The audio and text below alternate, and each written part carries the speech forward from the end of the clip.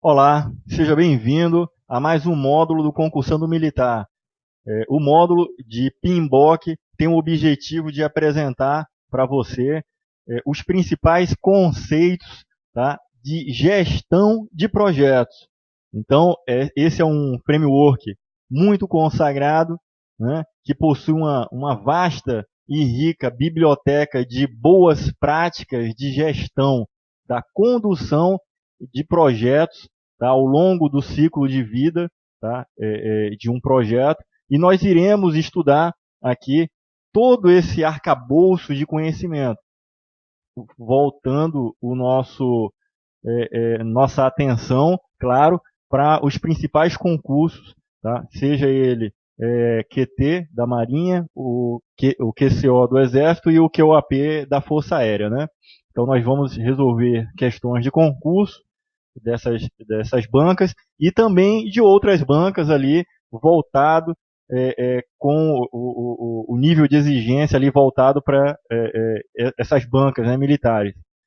Também, no módulo, nós iremos disponibilizar diversos simulados para ajudar você a realmente ali nivelar o seu conhecimento, testar que o seu conhecimento está ali de acordo com o que é realmente exigido para as provas de concurso.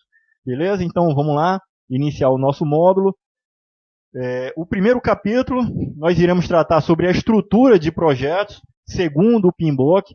Então, essa é a introdução, a gente vai visualizar ali os principais conceitos que estão envolvidos aí neste framework, o PMBOK.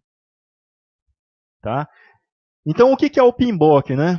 É o Project Management Body of Acknowledgement, né? Que é o gerenciamento de projetos. Tá?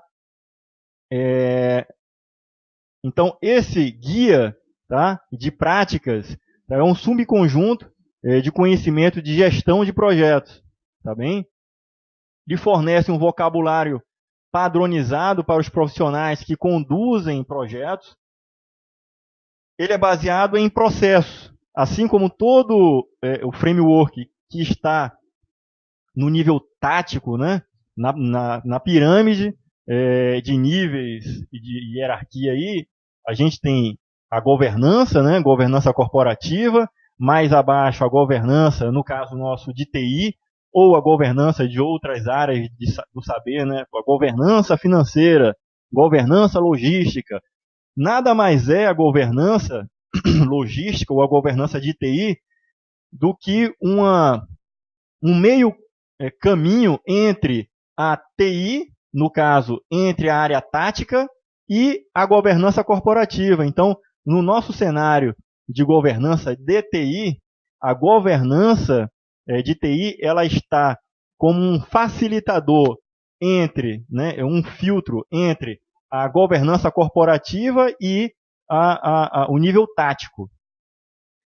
Claro, o nível de governança corporativa não entende, tá, da parte mais técnica, né, e não adentra muito na parte gerencial. Ele apenas deseja o resultado para o negócio, né, a agregação de valor. Entretanto, o nível estratégico, né, que é o nível da governança corporativa, ela define ali objetivos, né, estratégicos. E o nível tático, ele deve seguir aquelas orientações do nível estratégico.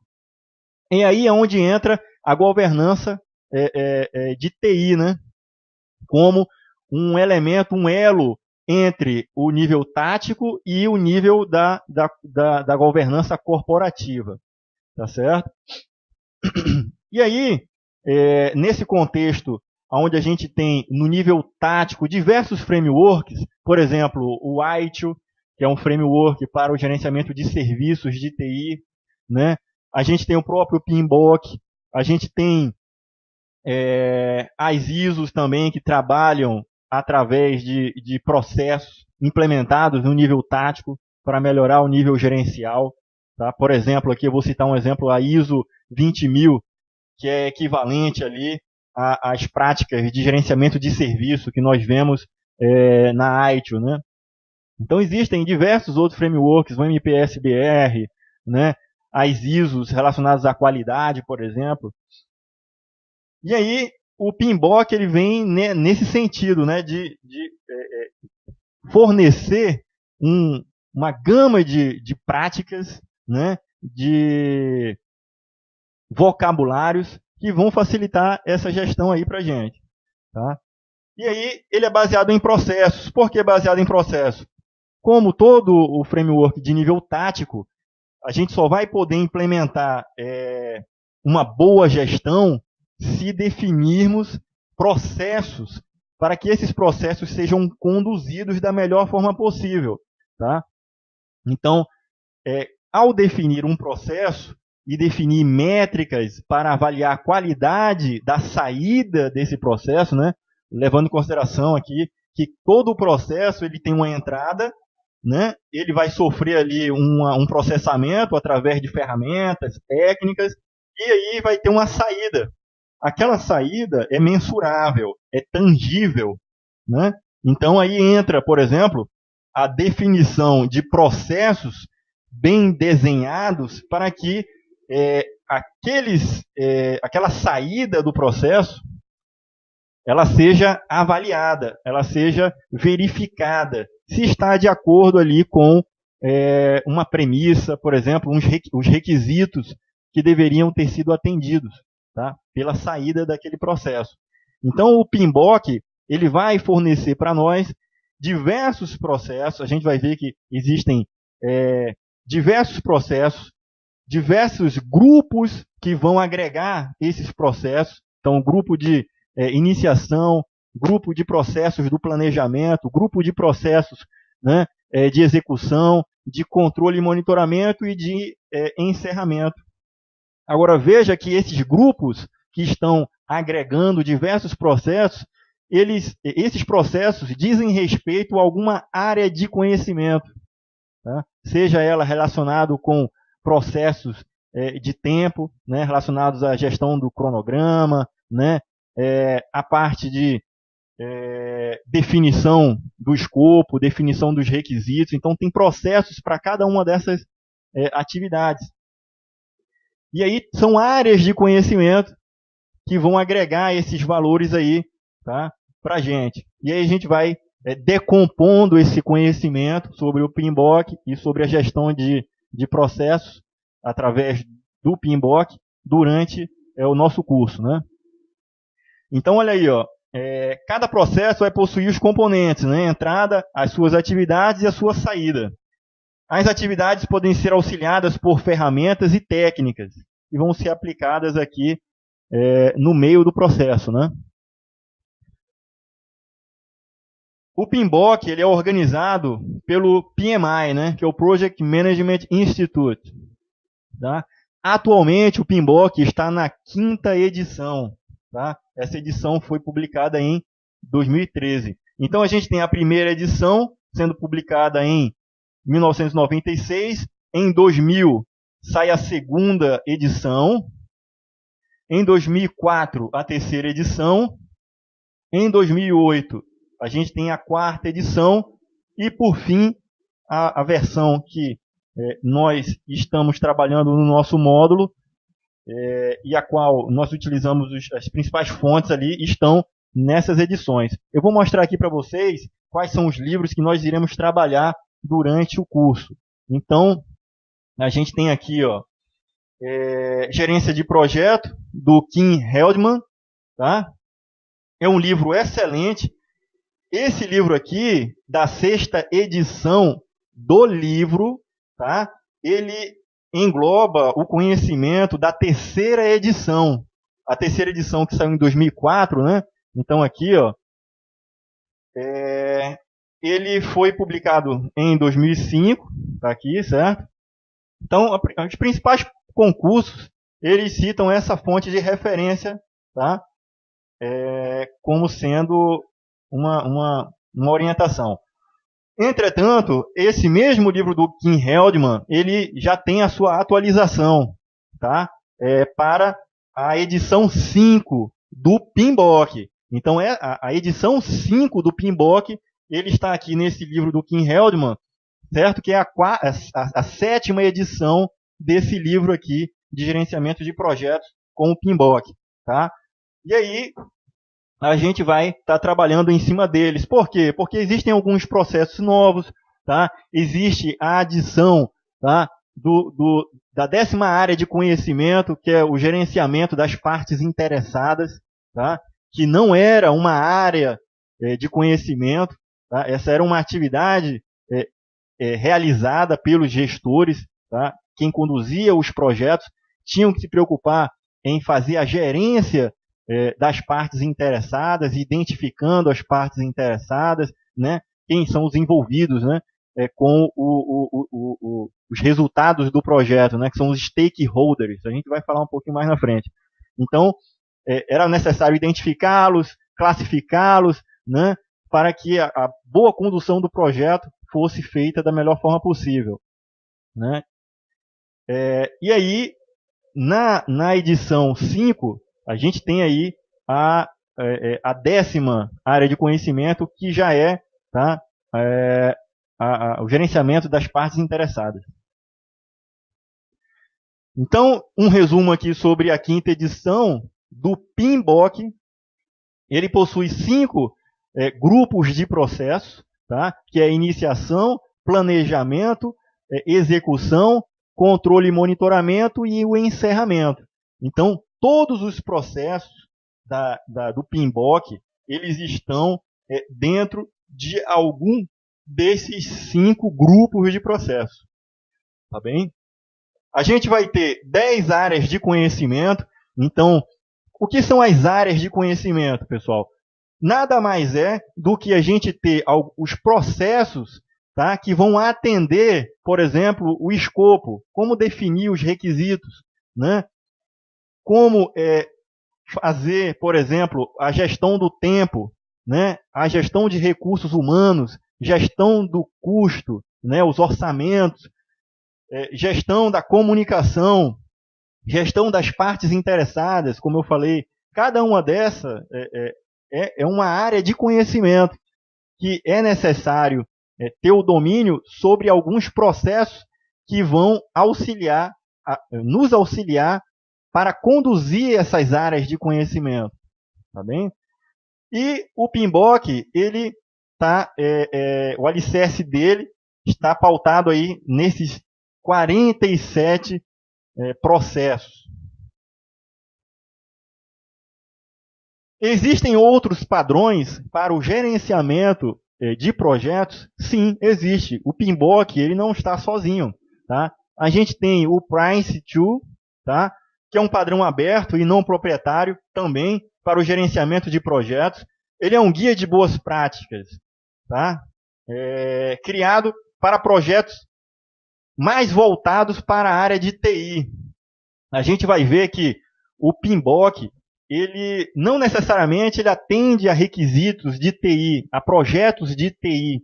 Tá? O PMBOK é um guia de práticas de gerenciamento de projetos, mas a aplicação dele é muito ampla, desde criar uma planta e construir um prédio, né? Conduzir o projeto para construir um prédio, construir um projeto para o homem chegar à Lua ou então a Marte. Isso aí tudo, o PMBOK possui processos para poder auxiliar a condução, o gerenciamento adequado, né? Eficiente e eficaz desse projeto. Mas o Prince2, ele é um padrão britânico, ele surgiu no Reino Unido, tá? Através da OGC, que é a Office of Government Commerce, é o mesmo que mantém o ITIL, né? O Guia de Boas Práticas de Gerenciamento de Serviços de TI, né? A ITIL, que é a Biblioteca de Boas Práticas, né? Para a gestão da infraestrutura dos serviços. Então, a mesma mantenedora é um órgão britânico responsável pela padronização e criação desses processos, né? De publicação desses documentos que vão gerar, tá? Esse guia, né? Essas orientações de práticas. Então, a OGC, além de criar a ITIL, ela também criou o seu próprio modelo de condução de projetos, tá? Que aí é a Prince2. Tá? Atualmente, assim como a AITIO, o nome, a marca registrada, ela tem um proprietário. Tá? O guia de práticas, tanto de gestão de projetos da Prince2 como a AITIO, elas são públicas, né? Elas não são proprietárias. Entretanto, a marca, o nome, tá, foi registrado, tá, pela Acelos. Tá? E aí, como proprietária da marca, do nome, ela é detentora ali do uso da marca. Né? Então, por exemplo, certificações, tá? Deve pagar algum royalty, alguma coisa para usar a marca. Né? Mas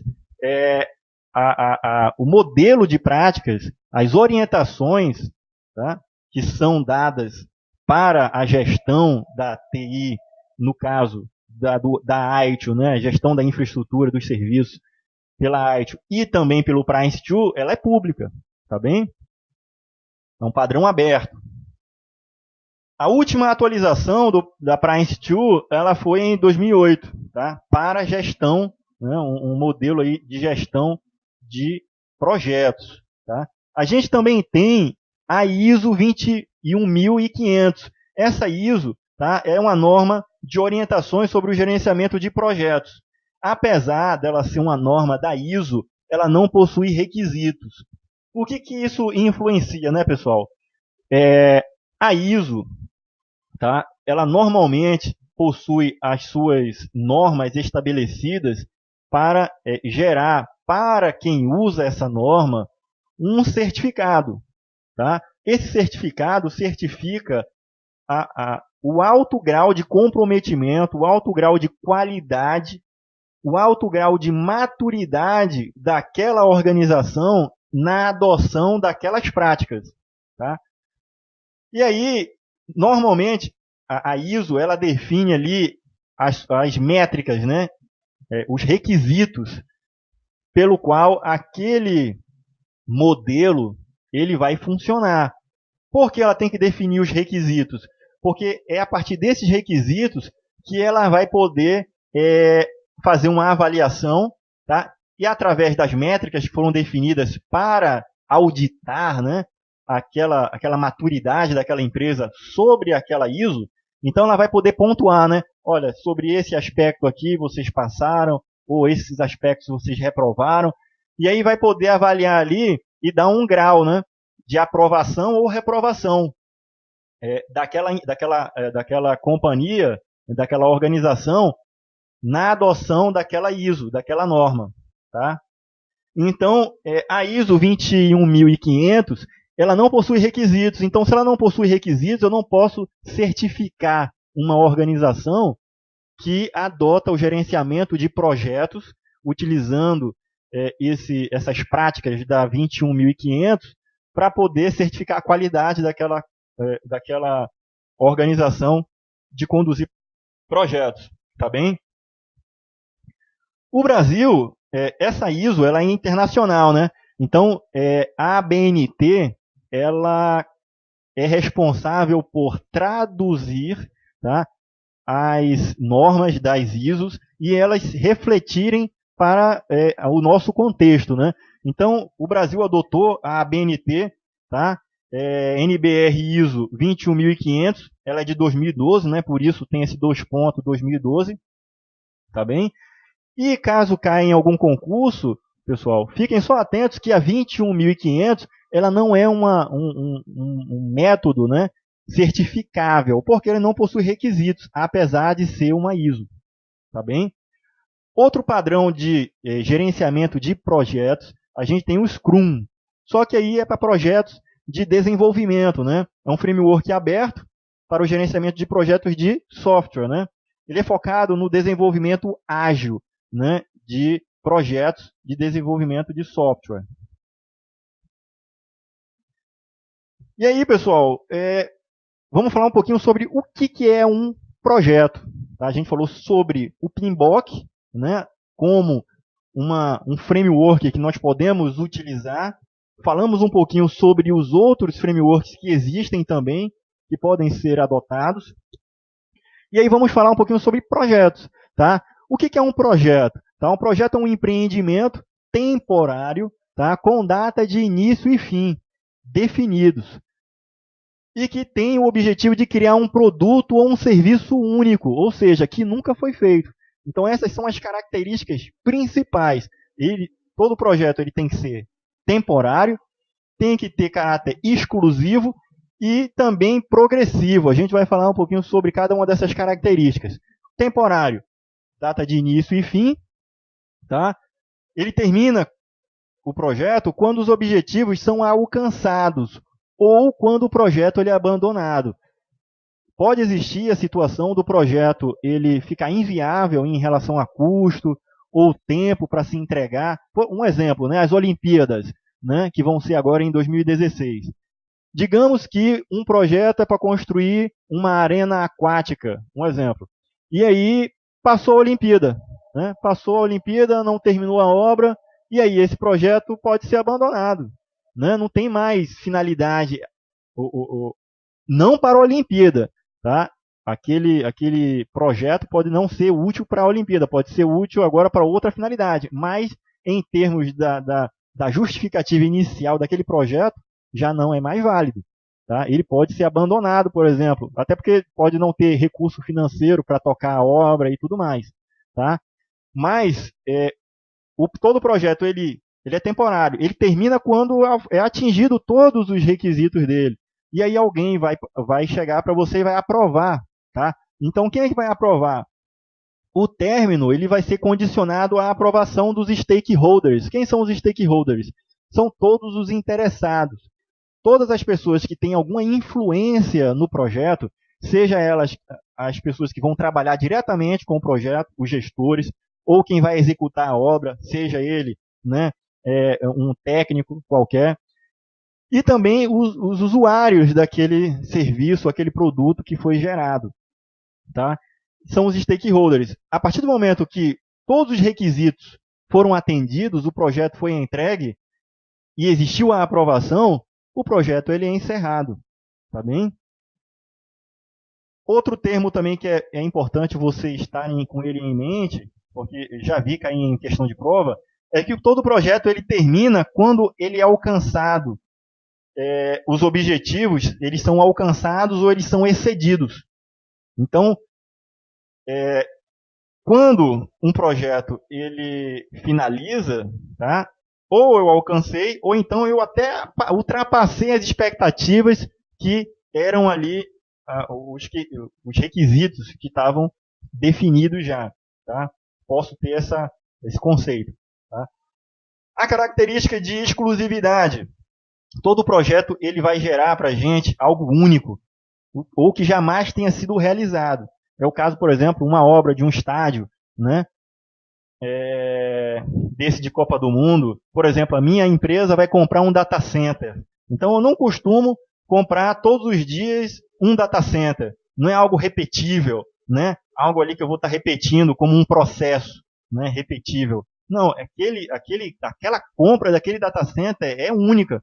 É um processo, é uma atividade única, é um projeto que vai ser desenvolvido para a entrega desse serviço. E ele vai terminar quando ele for entregue e os stakeholders estiverem satisfeitos com o que foi entregue. Tá bem? Então, um projeto é diferente de operações, né? Então, todo projeto ele é único, tá? Tem essa finalidade de exclusividade. Um processo ele é rotineiro, tá? As operações são rotineiras, são repetíveis. Isso aí vai ficar mais claro um pouquinho mais à frente, que a gente tem um slide falando só sobre isso, a gente fala. Outra característica aqui do projeto é progressivo. Todo projeto, tá, tem esse caráter de progressividade, de avanço ao longo do tempo. Tá? Então, essa elaboração ela vai ser gradual, né, progressiva. Quanto mais o projeto ele avança, mais detalhamento sobre ele é produzido. Ao avançar, o projeto mostra mais compreensão. Tá? Ocorre que, muitas vezes, o projeto ele é iniciado e muitas características dele não foram devidamente levantadas, né? Nem todos os requisitos foram levantados porque ainda não se tinha a dimensão completa. É preciso, às vezes, avançar um pouco mais para que as características elas apareçam, elas surjam, né? Características novas que vão fazer com que o projeto ele seja progressivo. Tá? E um conceito muito relacionado a isso daí são as ondas sucessivas. É o planejamento do projeto em ondas sucessivas. Tá? Então, o que são as ondas sucessivas? Durante o projeto, durante os ciclos, né, de vida do projeto, né, as fases do projeto, a gente vai ter diversas iterações, tá? Que vai descobrindo novos detalhes do projeto e ajuda nessa evolução, tá, dele. Isso aí são ondas sucessivas, né? Ao exemplo das ondas que vão quebrando no mar lá e cada vez mais vai avançando, né? A maré vai aumentando. Então, muitas vezes, eventos que só vão ser disparados ou só vão ser possíveis ser identificados só estão no futuro. Tá?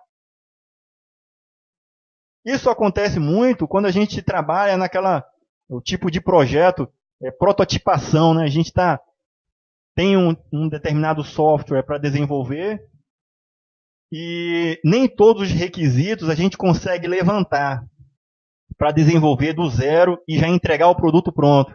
Então, nada melhor do que fazer um protótipo e ir evoluindo aquele protótipo, né, ao longo do tempo. Então, muitas coisas vão surgindo à medida que você vai usando os recursos. Eita, apareceu uma outra característica que é interessante implementar. Né? Então, ele vai evoluindo. Isso é um projeto, tá? Em ondas sucessivas, né? A questão progressiva. Outra coisa também que é muito importante a gente ter em mente sobre projetos são as triplas restrições, tá? Que são escopo, tempo e custo. Tá?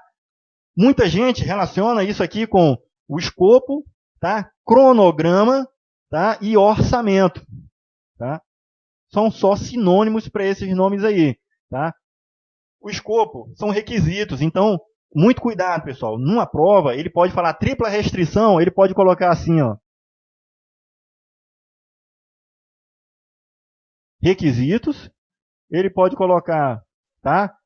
Cronograma.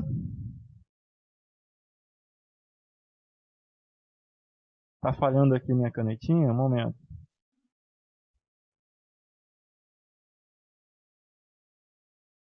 Falhou aqui minha caneta. Tá? Então pode ser requisitos, o cronograma, que é relacionado ao tempo, e também o orçamento. Tá? Podem aparecer essas palavras. Tá? A caneta falhou aqui. Então, tudo bem. Vamos lá. Então, é justamente isso. As necessidades conflitantes do projeto envolvem tripla restrição. Tá? Então, a gente vai ter requisitos, cronograma e orçamento, né? Escopo, tempo e custo. A qualidade ela é afetada pelo desequilíbrio desses três fatores. Então, quando a gente tem um projeto que, por exemplo, em relação ao escopo, se a gente aumentar a quantidade de requisitos de um projeto, pode ser que eu precise aumentar a quantidade de tempo para poder entregar aquele cara. Né? Eu aumentei o meu escopo, aumentei o projeto. O que eu preciso entregar agora, os requisitos são maiores. Então, eu vou precisar de mais tempo. Então, nota que se eu aumentar a quantidade, o meu escopo, né, do projeto, eu afeto o tempo para entregar. Eu também posso afetar o custo. Deixa eu tentar colocar aqui numa lousa. Pessoal. Eu estou tendo uma dificuldade aqui na lousa. Ela não está respondendo a minha caneta. Deixa eu ver aqui, um momento. Deixa eu chamar aqui a lousa.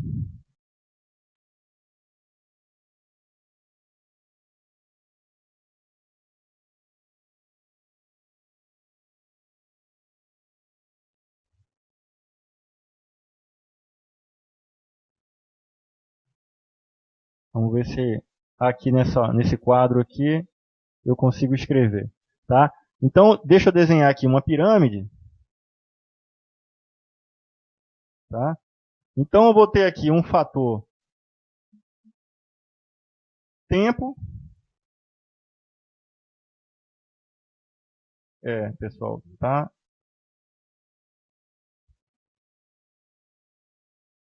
Custo e escopo, tá? Então, eu tenho essas três dimensões aqui. E dentro aqui eu vou ter a qualidade. Tá bem? Então, vamos lá. Olha só, se eu aumentar, por exemplo, aqui, se eu quiser, por exemplo, aumentar o meu tempo, tá, do projeto, talvez o meu custo também aumente. Por quê? Eu vou ter que alocar as pessoas que estão alocadas no projeto. Se eu vou ter mais tempo no projeto, eu vou ter que mantê-las mais tempo. Então, vai ter um custo. Esse custo pode ser financeiro, né, para manter. Por exemplo, eu contratei uma empresa e essa empresa forneceu os técnicos para esse projeto. Ou então, o custo relacionado aí com somente a alocação dessas pessoas. Tá? Então, eu aumentei. Se porventura, né, eu tenha, digamos aqui, aumentado o meu escopo, aumentei o escopo, tá? Provavelmente eu preciso de mais tempo também para poder atender aqueles requisitos que são maiores, né? Eu aumentei o escopo são as características, né, de um serviço, de um produto que eu vou desenvolver no projeto, né? São os requisitos. Então, também os custos podem aumentar. Notem, pessoal, que se eu altero qualquer um desses elementos, eu posso estar afetando, no mínimo, um outro qualquer. Tá? Então, digamos assim, o teu gerente chega para você e diz assim, olha, eu quero aumentar, eu quero diminuir o tempo. Eu quero que o nosso projeto seja entregue em menos tempo.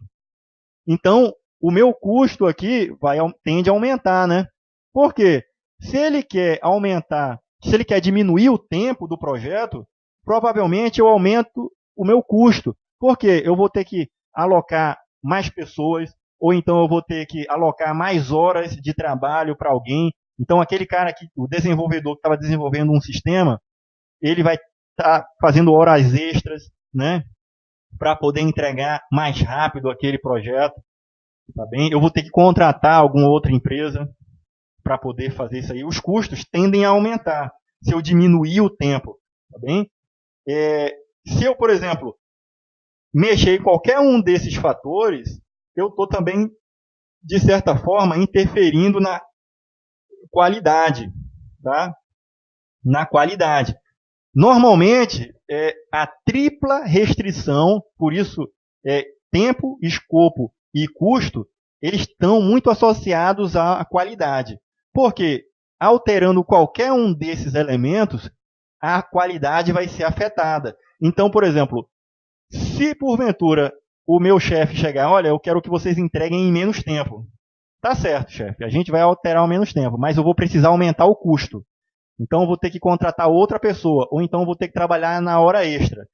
Aí ele vai dizer assim, não, mas eu não quero aumentar o custo. Eu quero que você mantenha, tá, sem fazer hora extra, né? E você se vire para entregar. Eu não tenho como aumentar o custo, eu não tenho como contratar uma empresa terceirizada, como contratar outra pessoa, não tem. Beleza, então eu vou poder entregar o projeto com uma qualidade inferior. A qualidade vai ser afetada, né? Talvez o escopo também seja afetado, porque se eu fizer em menos tempo, talvez eu não consiga entregar todos os requisitos, né? Então, isso afetou a qualidade, tá bem? Então, vocês têm que ter em mente essa característica de que a tripla restrição, tá bem?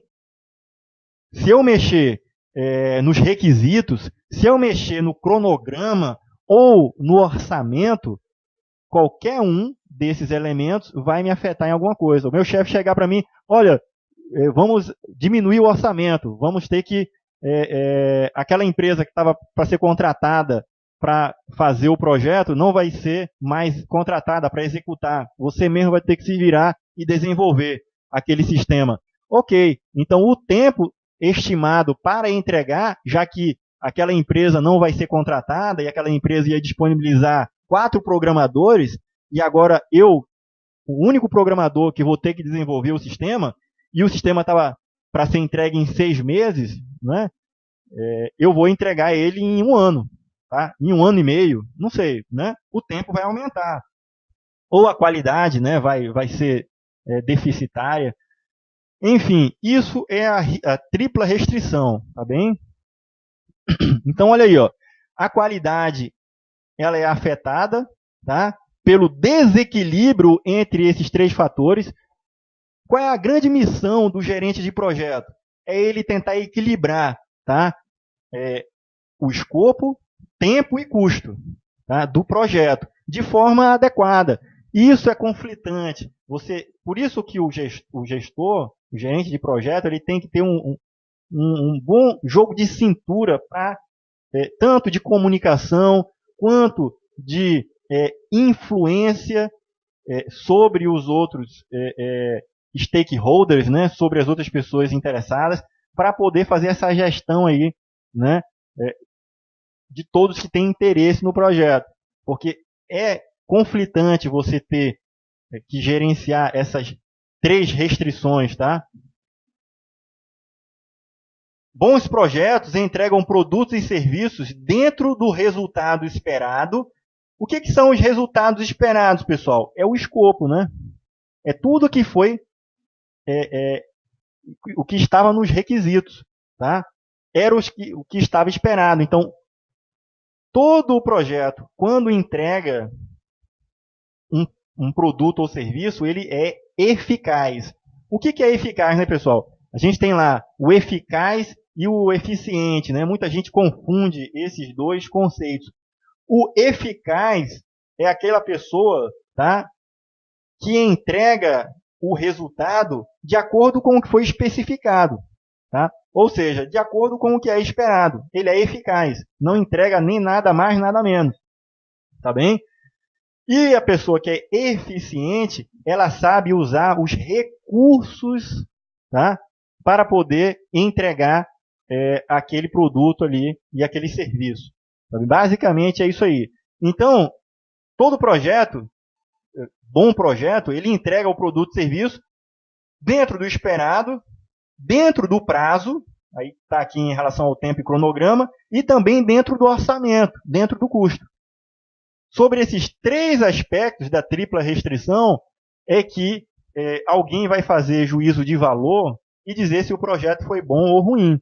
Tá? Ele pode até ter terminado, ter sido concluído, né? O projeto foi encerrado, alguém aprovou o projeto, né? Sobre todos os aspectos.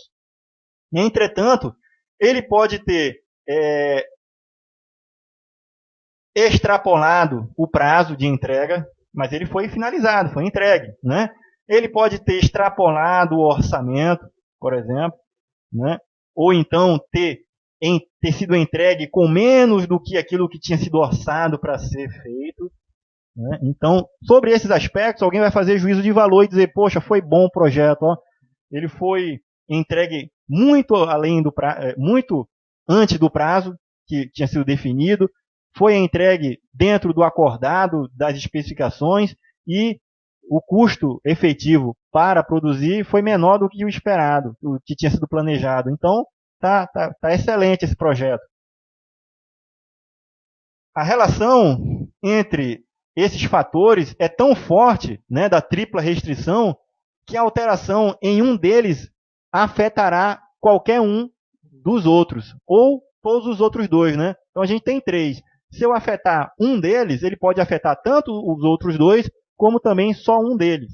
Tá? Isso depende do que está sendo avaliado ali, né, como sendo alteração, né? Olha aí, projeto versus operações. É importante, pessoal, a gente saber essa diferença, porque nos concursos, normalmente, ele exige esse conhecimento. projeto é, como eu falei lá, ele tem 3 componentes básicos. O tempo, tá? Temporário, né? O tempo. Então ele vai ter que ter data de início e fim, não é isso? Ele é progressivo, tá? Então dá aquela ideia de ondas sucessivas, tá certo? E todo projeto ele é único, ele só entrega algo que nunca foi feito antes, tá bem? Então, ó, comparando com as operações, eu tenho lá que o projeto ele desenha os processos e as atividades, tá? Para se alcançar o resultado do projeto, tá? As operações ele executa esses processos, tá? Então, se a gente for ver lá a base, aquela pirâmide, tá? A gente tem um nível estratégico, tem um nível tático e tem um nível de operações. O PMBOK está aqui no nível tático, no nível de gestão, no nível que vai definir os processos, vai desenhar os processos. Ele vai dizer assim, olha, para conduzir e elaborar um bom cronograma, o cronograma do projeto, você vai fazer essas e essas atividades, né? Vai primeiro avaliar a decomposição, tá? Do projeto, das atividades, para poder alocar cada uma dessas atividades um tempo ali no cronograma. Ok. Isso aí é o desenho do processo. Tá? Mas alguém vai ter que executar. Por exemplo, um técnico vai executar o que o projeto estava prevendo para a instalação do data center, né? Ele vai poder executar. Até quando se desenha um processo relacionado ao processo de cronograma, como criar um cronograma, alguém vai ter que se debruçar ali, tá, sobre as atividades e realizar aquele cronograma, tá, fazendo ali data de início e fim para cada uma daquelas atividades. Então, quem vai executar isso daí está lá na base da pirâmide, isso aí são as operações. Então, o projeto tem caráter temporário, já as operações é contínua, a atividade é continuada. Por quê? Porque a única funcionalidade dela é pegar o que foi definido no processo e executar o processo. Então, o que chega é repetível, né? Então, por exemplo, criar um cronograma. Quando o desenho foi realizado lá pelo PMBOK, por exemplo, o processo de desenhar um cronograma, ou se levantar os requisitos, né? Na fase do levantamento dos requisitos de um sistema, quando esse processo foi desenhado, alguém vai ter que seguir esse modelo, essas práticas, né?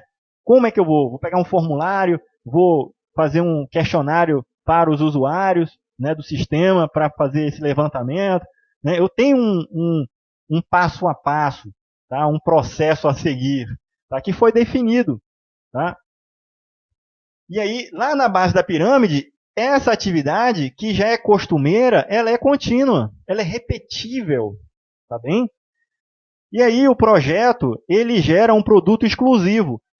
Já a operação, ela gera lá um produto repetível, né?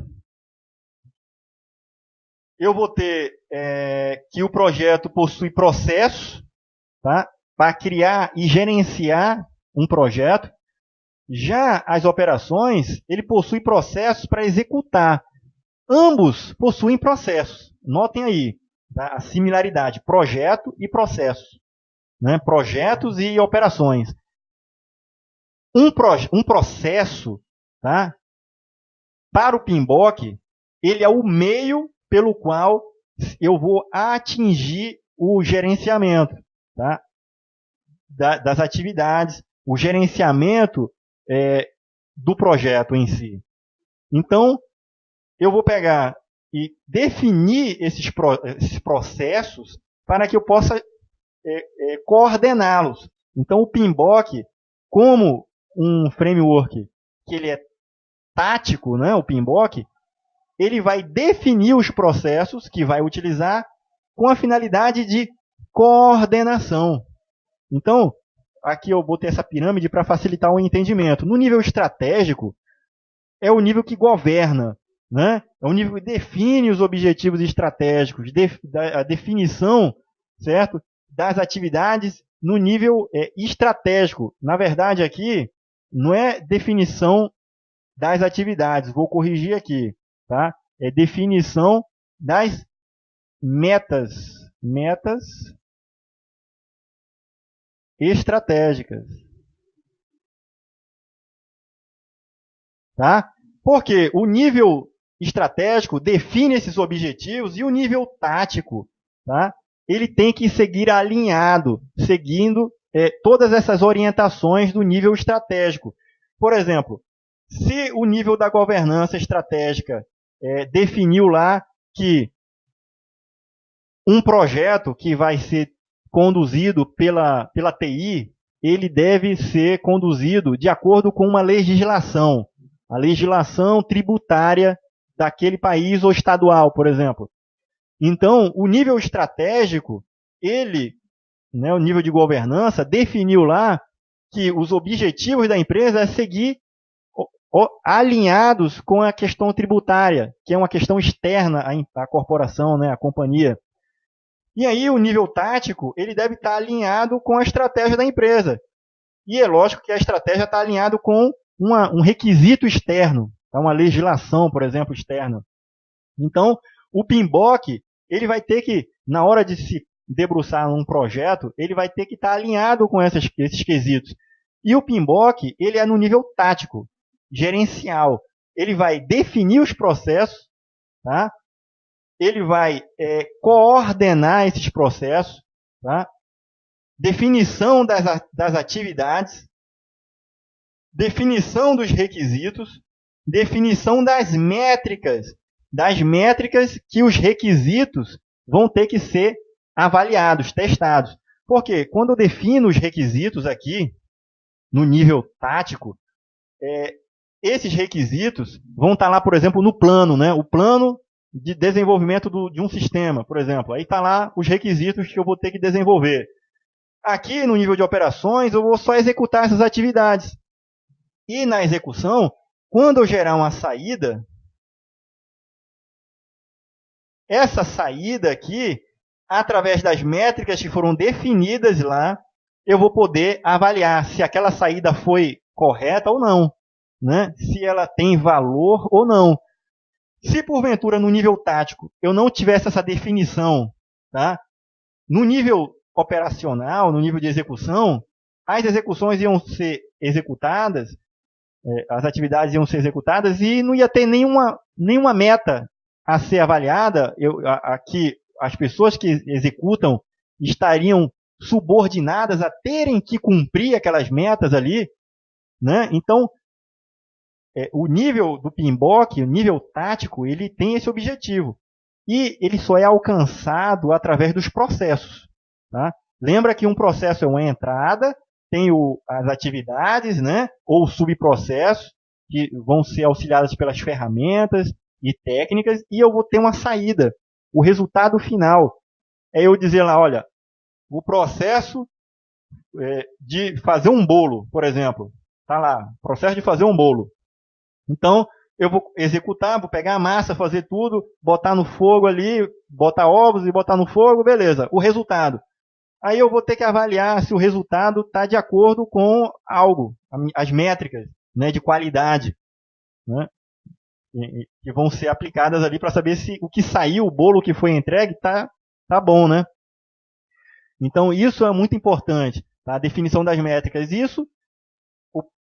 Pessoal, o core da maioria dos frameworks são processos.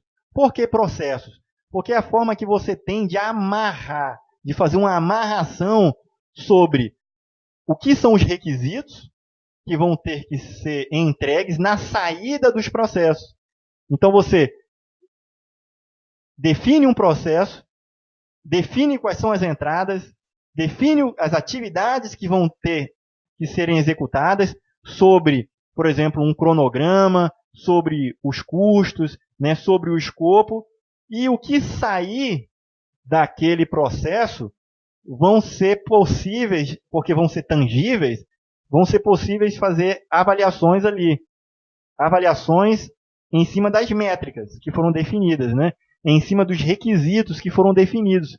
Porque se eu não tivesse requisito mínimo, né, eu não teria como avaliar. Poxa, o que saiu aqui não é o que foi desenhado, o que foi, né, colocado como requisito. Isso é importante, tá bem? O projeto ele possui atividades, tá? Mas essas atividades aqui, assim como lá as operações também possuem atividades, no projeto as atividades, tá? Elas são criadas, são gerenciadas, tá bem? Através dos processos, porque eu não tenho uma atividade isolada, tá? A atividade ela só é executada, aquela atividade, dentro de um contexto, dentro de um processo. E esse processo, se definido, ele cria uma bolha ali, tá? Que o gerente, no caso o gerente de projeto, ele vai poder avaliar, opa, aquele projeto, aquele processo que tem aquelas atividades, dentro daquela bolha ali tem aquelas atividades, e ele vai poder avaliar a qualidade, tá bem? As atividades que estão no contexto das operações são justamente as atividades, tá certo? Aqui, também vou corrigir, é a execução. Execução, tá bem? Como aqui, ó, execução e resultados repetíveis. Vamos falar sobre os stakeholders, né? Vamos passar, a gente já falou um pouquinho, vamos só verificar alguns parâmetros interessantes aqui. Os stakeholders são todos os interessados no projeto, tá? Todos que exercem algum tipo de influência sobre os objetivos ou os resultados do projeto. São as pessoas que têm alguma coisa a ganhar ou perder, tá, com esse projeto. O projeto que é bem sucedido, ele acontece quando ele alcança ou excede as expectativas dos requisitos dos stakeholders. Então, notem que os stakeholders é que não a palavra final. O projeto ele só é entregue, só é aprovado se o stakeholder, né, ou os stakeholders que estão especificados para aprovar, seja ele o gerente, o dono do projeto, né, o patrocinador do projeto, são pessoas que estão envolvidas aí para avaliar. Tá? O próprio usuário pode ser consultado para isso daí. Tá? Patrocinador é normalmente um executivo de alto escalão que pode ser o CEO, né? O Chief Executive Officer, né? Que é quem vai realmente dar validade, vai dar autoridade, tá, ao gerente de projeto.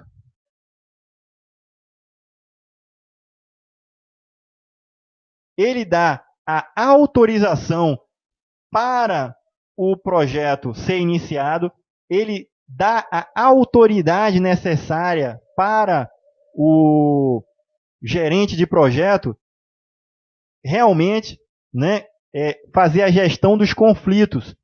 Aí, esses conflitos, a gente já falou lá atrás, é a tripla restrição, né? Escopo, tempo e custo, né?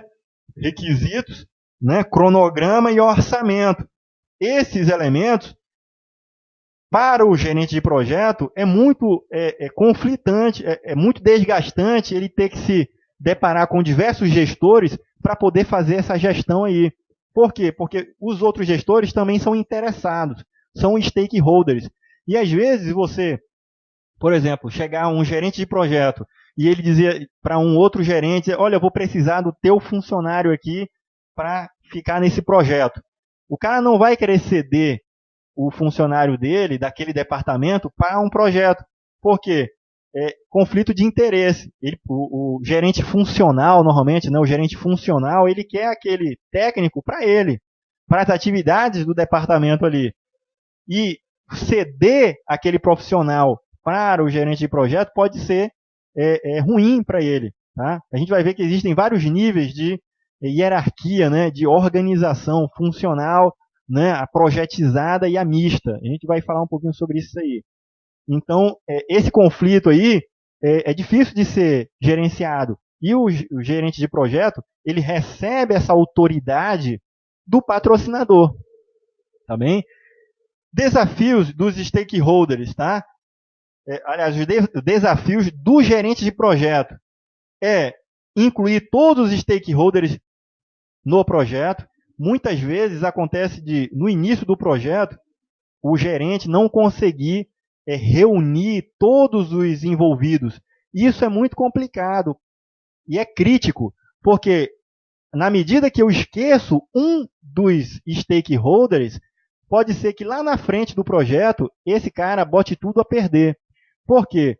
Digamos que, olha só um exemplo, a gente está desenvolvendo um software e esse software é financeiro, tributário da empresa. Ok, aí a gente colocou, né, tem um gerente de projeto, tem os usuários do projeto, né, tem os usuários do sistema, tem algumas pessoas ali envolvidas, né, uma empresa terceirizada que vai desenvolver, né, tem o gerente financeiro. Aí esqueceram de colocar ali um consultor contábil, né, que era um cara de uma empresa externa, mas que ele fornece o serviço. Nada é aprovado sem esse cara, né? Sem esse cara, nada é aprovado. E todo ano essa pessoa faz a contabilidade da empresa e tudo mais. Beleza, esse cara ficou fora do projeto. Ok.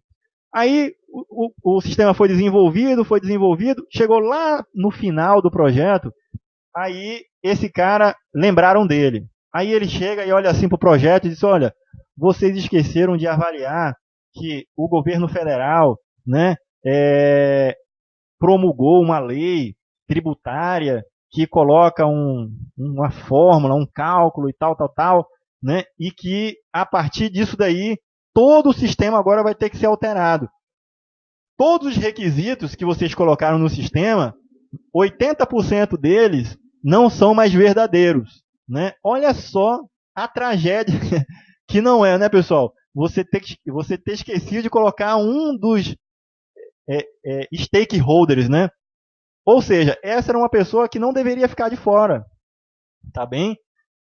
Desse projeto. E o PMBOK, tá? Ele define uma área de conhecimento só sobre as partes interessadas, né? Justamente para identificar, classificar e gerenciar essa influência que todas essas pessoas que estão envolvidas no projeto, elas devem estar participando, elas devem estar envolvidas de certa forma. Nem que seja só para aprovar no final. E ele dizer, olha, está ok aí, realmente isso daí vai funcionar. O usuário, por exemplo, né, se for avaliado ele como um stakeholder, vai aprovar ele como uma pessoa que vai definir ali se aqueles requisitos estão de acordo com o que deve funcionar para ele, né? Então, nota que no final, quando for aprovar, todos vão ter que avaliar o resultado final. Joia? Também é desafio, certo? Esses interesses contraditórios dos stakeholders. Então, pode ser que eu tenha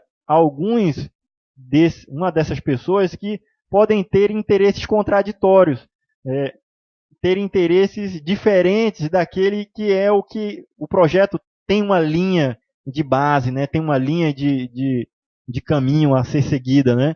E aí você administrar aquela pessoa é muito complicado, porque pode ser que ela encaminhe para um viés que não é de um facilitador. Todas as atividades que você vai precisar, por exemplo, de alguém que é daquele departamento, para dar uma consultoria, né? E ela, de repente, pode não ser um facilitador. Então, você ter isso daí é conflitante, ter esse tipo de comportamento, né? Contraditório. E aí é que entra a principal arma do gerente de projetos. É você ter um patrocinador, alguém que vai dar autoridade para que o gerente de projeto ele tenha a autonomia suficiente de que se ele precisar sacar alguém para trazer para o projeto dele, ninguém vai ter que interferir. Então isso é complicado, isso é conflitante. E a gente vai ver mais na frente. Então também é desafio gerenciar as expectativas dos stakeholders. Então eu vou ter diversas pessoas, cada uma delas tem expectativas sobre aquele projeto, né, sobre o resultado, sobre o produto que vai ser gerado. Então é complicado você ter, por exemplo, alguém que não teve, por exemplo, o gerente de projeto, quando fez o projeto, e fez ali o levantamento dos requisitos, né, o entendimento dos stakeholders, né, identificando todos os stakeholders, identificando as necessidades deles. Aí teve um stakeholder que ele foi identificado, mas ele não teve todas as expectativas dele identificadas. Ou seja, lá na frente, aí ele vai dizer assim, olha, esse projeto aí me atende parcialmente, porque a expectativa que eu tinha é de que ele ia me atender sobre esses requisitos e esses outros aqui, ó. Aí o cara aparece com uma lista de 300 itens ali, que eram as expectativas dele. Ou seja, quando o gerente de projeto fez a especificação, né, o escopo, e definiu ali as especificações do projeto, ele pode até ter pego todos os requisitos daquele stakeholders, mas ele pode não ter interpretado também adequadamente. Então as expectativas não estavam totalmente identificadas, né? Não estavam refletindo, o escopo estava ali desenhado, mas talvez as expectativas eram outras. Eu não consegui entender definitivamente o que aquele stakeholder queria dizer quando eu fui lá fazer aquela entrevista dos requisitos dele. O que é que você precisa, né? Para esse projeto aqui, em relação a você. O que é que você precisa? Aí o cara saiu dizendo lá, né? Preenchendo um relatório, ou enfim, você fez esse levantamento. E aí, você teve uma interpretação equivocada. E aí, é lógico que esse stakeholder, ele tinha uma expectativa, chegou lá na frente, não era bem isso. Tá?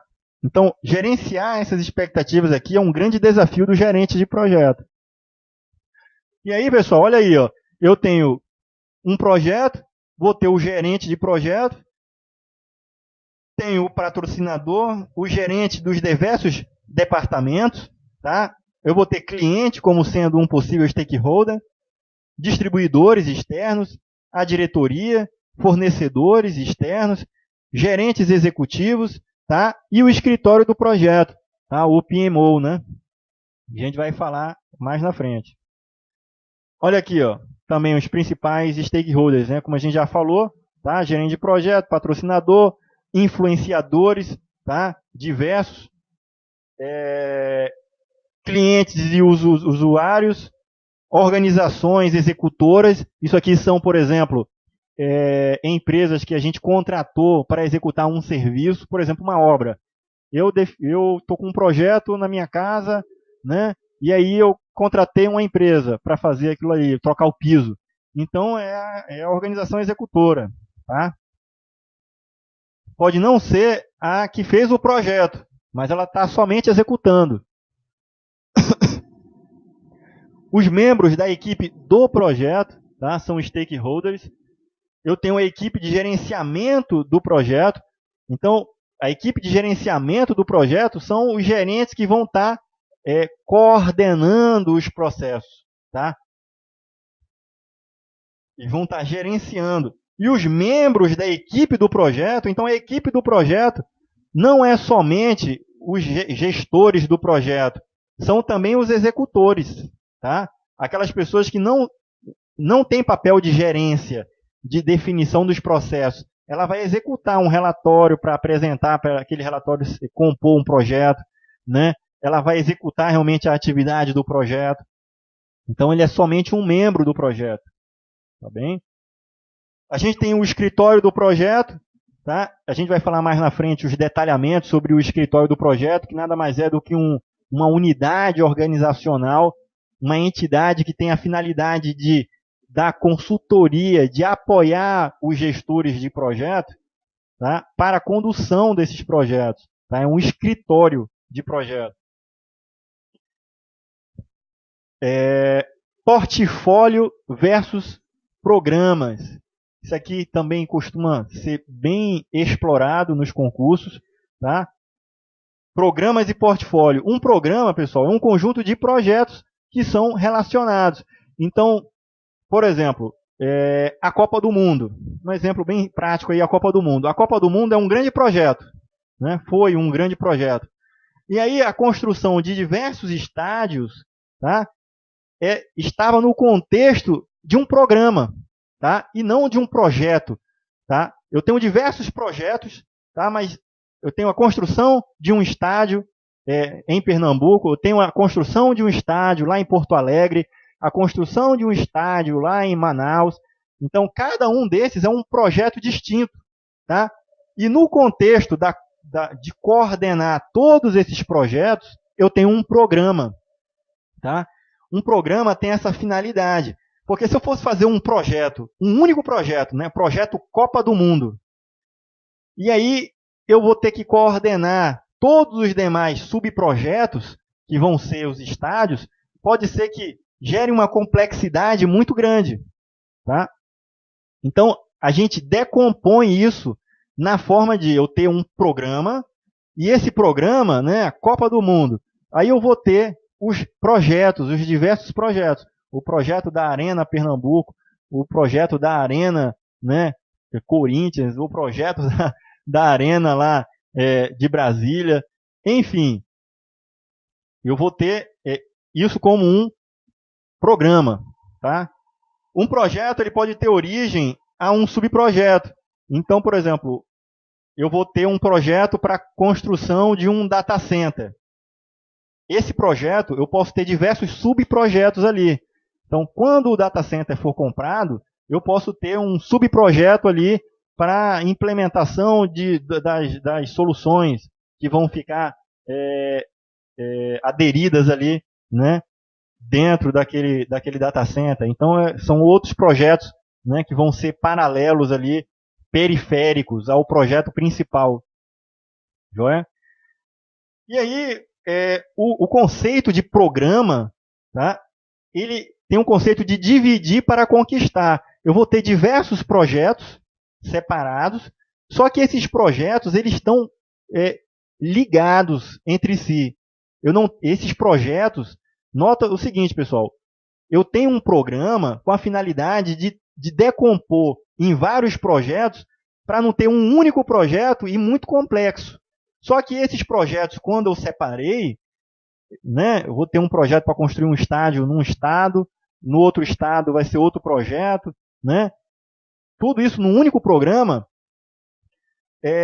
Todos esses projetos eles estão interligados, eles têm uma finalidade, que é atender o programa, né? O programa Copa do Mundo.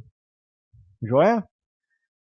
E esses projetos os objetivos não seriam alcançados se ele fosse gerenciado individualmente, tá? Por causa da complexidade dele. Joia? Então ele visa atender os objetivos táticos, ou seja, objetivos de gerenciamento. Nota que o programa ele tem o objetivo de atender os objetivos de gerenciamento, objetivo tático. Por quê? Porque eu vou ter o programa e alguém que vai ser o gerente desse programa. E ele vai poder coordenar de forma macro os diversos projetos, colocando recursos financeiros, né, cobrando o gerenciamento desses projetos, né, que foram separados. E aí a gente tem o conceito de portfólio. É uma coleção de programas, é algo mais amplo, pessoal. Então, é uma coleção de programas e projetos. Só que não necessariamente esses projetos e esses programas precisam estar relacionados entre si.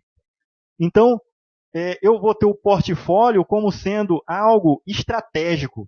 Tá? Por isso que eu coloquei lá, ele visa atender os objetivos estratégicos, tá? De uma companhia, algo muito maior. Então, ele vai ser uma coleção de programas e projetos. Os programas e projetos podem não ter nenhuma relação, tá, com um com o outro. Todos os programas, tá, satisfazem as metas e objetivos do negócio. Tá? Então, no portfólio, todos os programas que estão contidos nesse portfólio e todos os projetos, eles tendem a satisfazer as metas, os objetivos do negócio. Então, vamos falar, por exemplo, de Microsoft. A Microsoft, ela tem um portfólio de projetos e de programas. E aí, esse portfólio dela, imagina o seguinte, eu ter lá os executivos dela, porque isso o portfólio é uma ferramenta, né, estratégica. Então, quando um alto executivo da Microsoft, por exemplo, ele pega o portfólio dos projetos da Microsoft para avaliar, e ele, como sendo um gestor, um alto executivo, ele vai dizer, poxa, para esse programa aqui, eu vou definir tantos bilhões de dólares. Para esse outro programa aqui, ou para esses projetos aqui, esse projeto em separado, esse único projeto de ajuda à África, não é nem um programa, é um projeto só, social lá na África. Eu vou definir aqui tantos bilhões. Tá? Então, note que, para o nível estratégico, ele vê um nível muito macro de projetos e programas que não estão relacionados entre si, ou podem estar relacionados entre si. Tá? Mas é um nível de negócio, nível estratégico. Tá? E aí, tanto os programas quanto os projetos, em separado, eles vão atender a uma necessidade do negócio, tá? Estratégico do negócio. Já os programas, eles têm uma finalidade gerencial.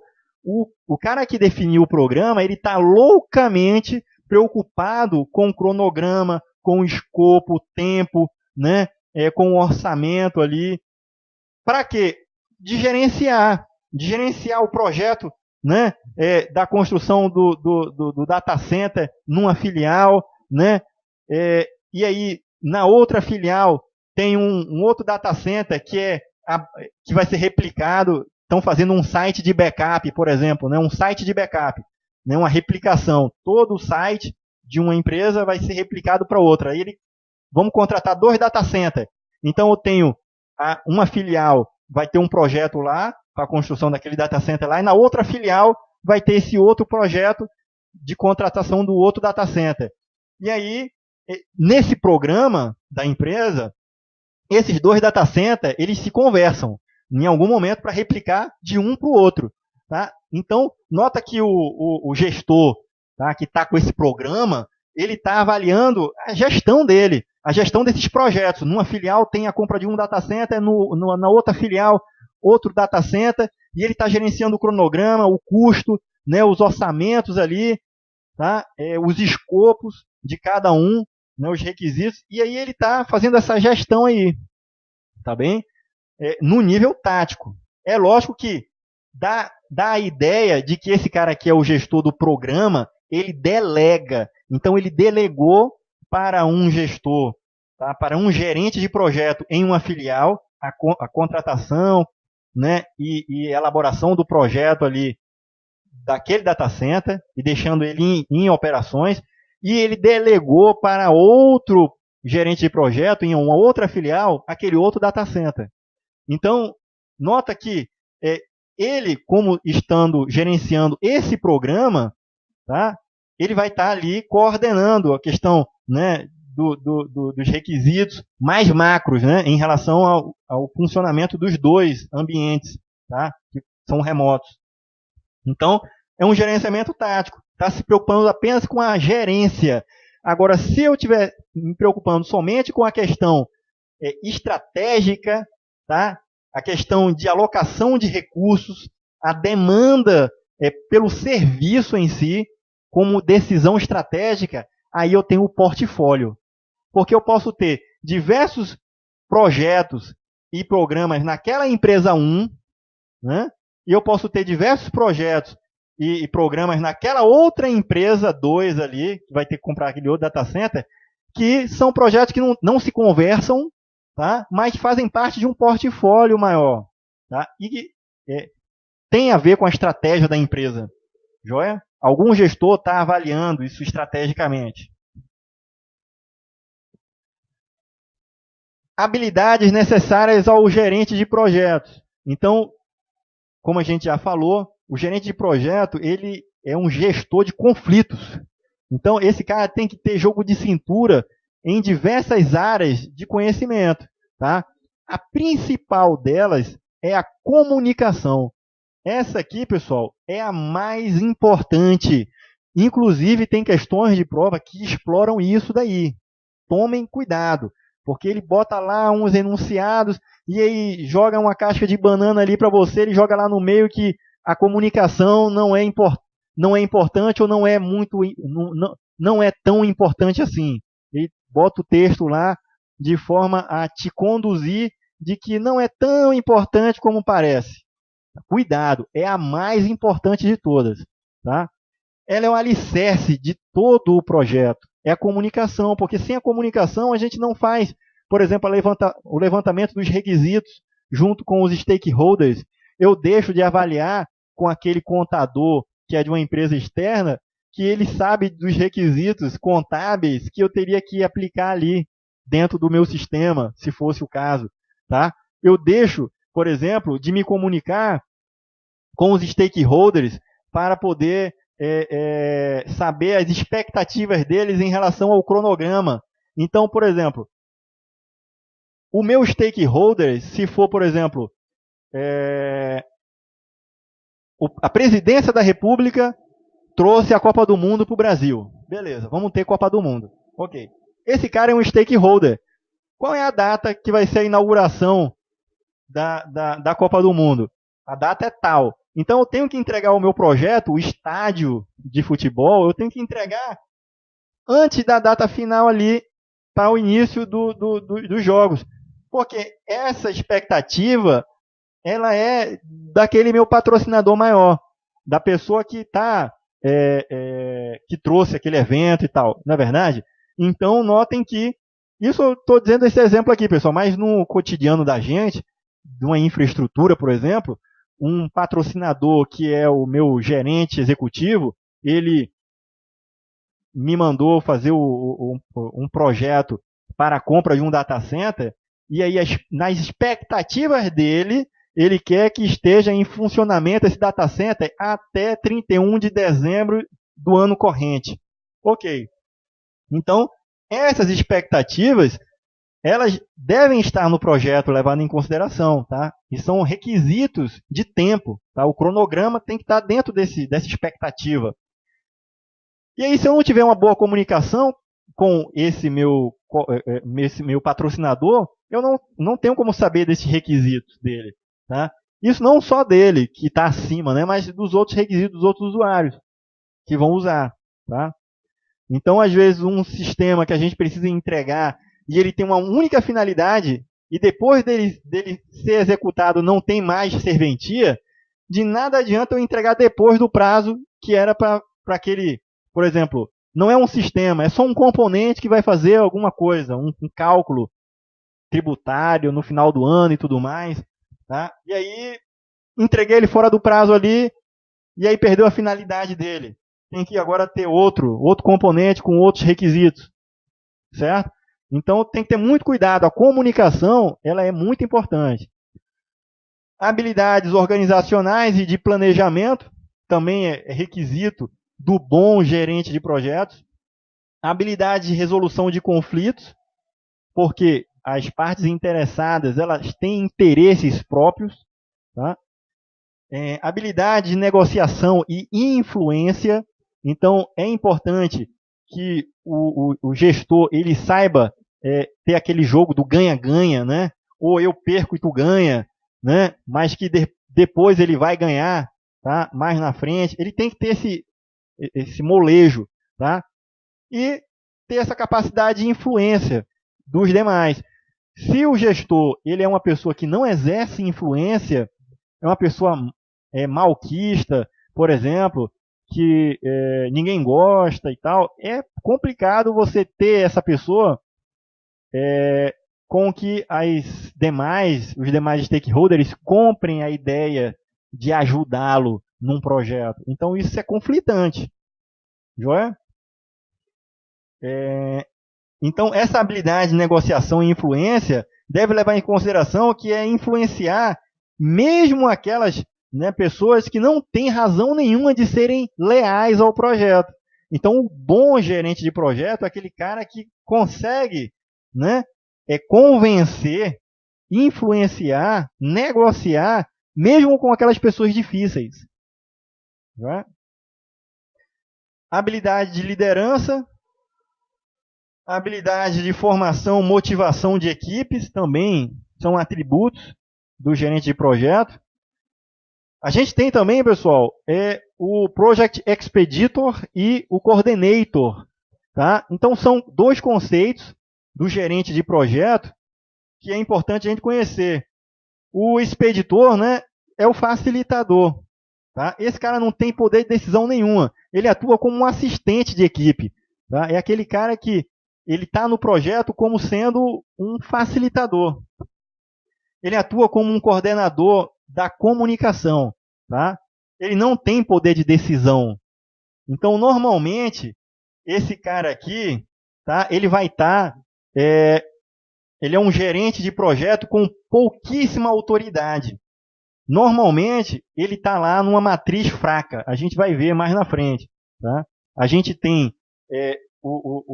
a organização baseada em organização funcional. A gente tem ela bem hierarquizada, com gestores de departamentos.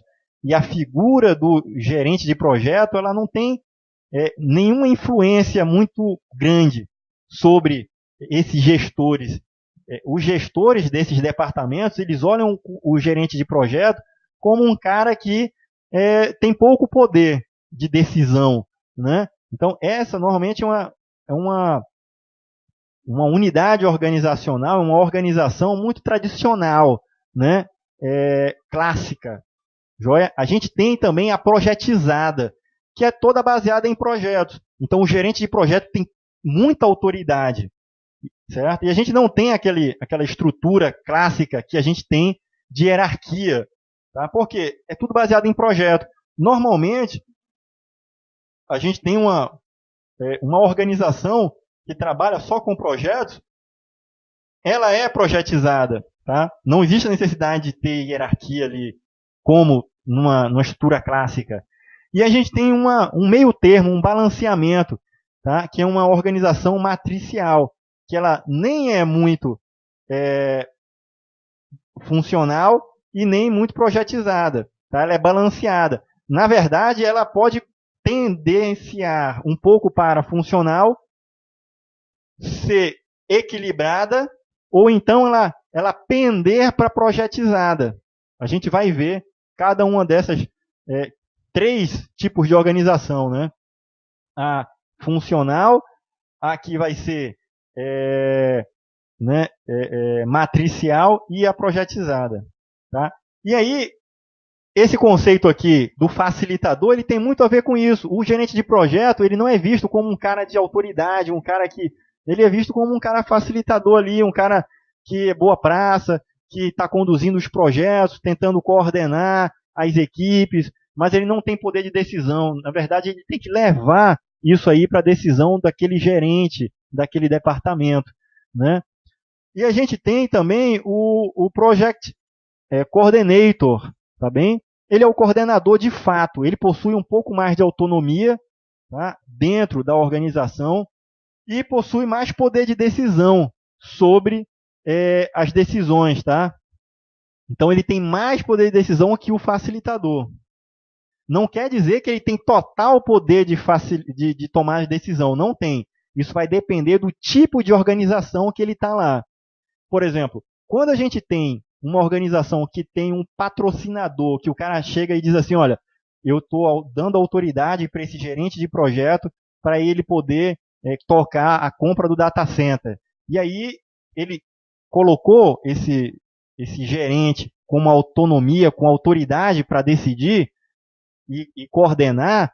Então essa autoridade está mais para ser um Project Coordinator. né, um coordenador, um cara que pode ter autonomia ali de tomar decisão e às vezes até contestar uma decisão, por exemplo, de um gerente departamental, né, numa estrutura clássica dessa de funções, né, bem definidas.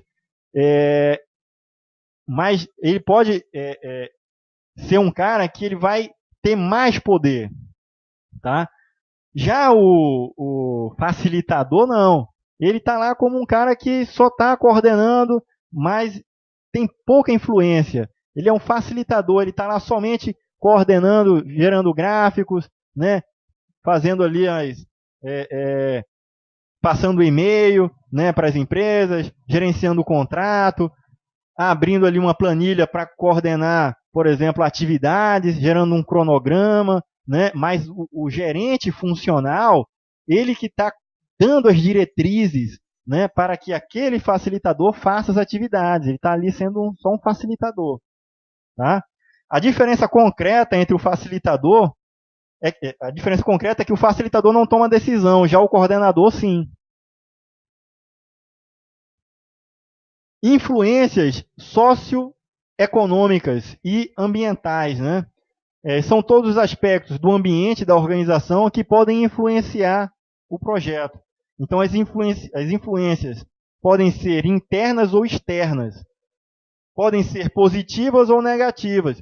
Então, olha aí exemplos, tá, dessas influências socioeconômicas, né, e ambientais. Por exemplo, a cultura da empresa, ela influencia no projeto. Então, você pegar uma empresa clássica que tem lá seus gerentes funcionais, né, o gerente financeiro, o gerente de compras, o gerente, né, de RH, o gerente de TI, e você tem um gerente de projetos, pode ser que seja conflitante você ter uma cultura organizacional que nunca trabalhou com projetos. Então, quando tem essa pessoa lá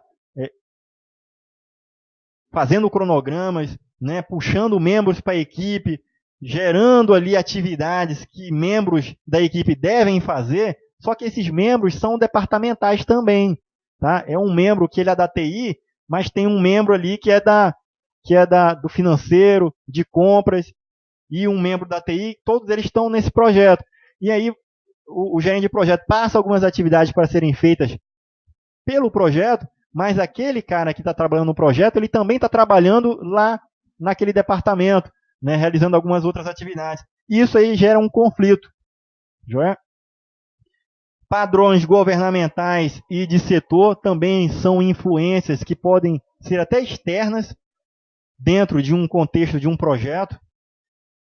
A própria estrutura, tá, da organização. A gente tem recursos humanos existentes, então também podem influenciar o projeto. A falta de recursos humanos especializados para compor os projetos. Tá? Administração de pessoal. Condições de mercado, por exemplo, também podem afetar o projeto. Isso aqui tem muito a ver, pessoal, com a questão da estratégia, né?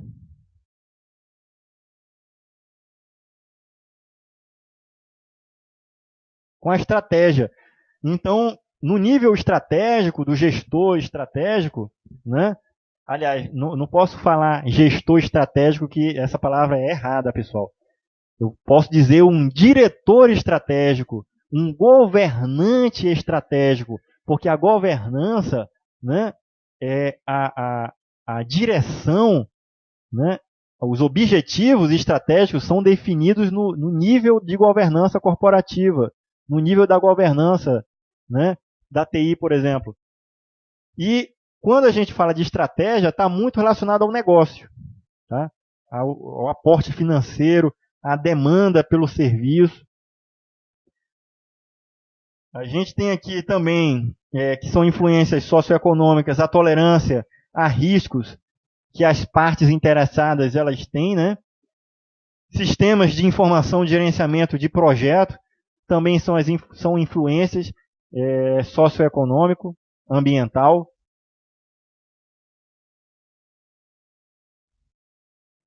E aí a gente vai fazer um intervalo e passamos aí a próximo bloco, vendo aí a parte da estrutura organizacional, onde a gente vai falar sobre as funções, né, a estrutura funcional, matricial e projetizada. Beleza? Até o próximo bloco.